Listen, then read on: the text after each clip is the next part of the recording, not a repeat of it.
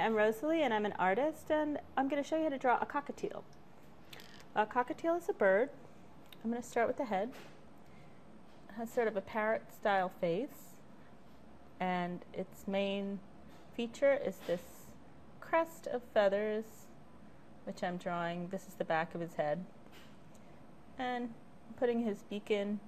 It's a little rounded beak like that, and his eye. And oh, he has a little cheek marking that looks like blush.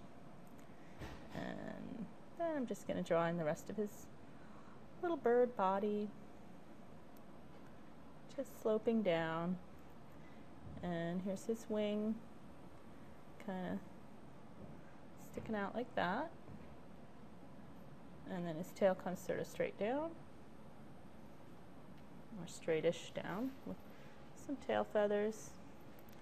And he's on a perch, so I just draw his little claws in, just using curved lines, and draw the perch in like that, just like a little branch, we'll say. Maybe make it a branch like that, or any kind of stick. That's his little blush there.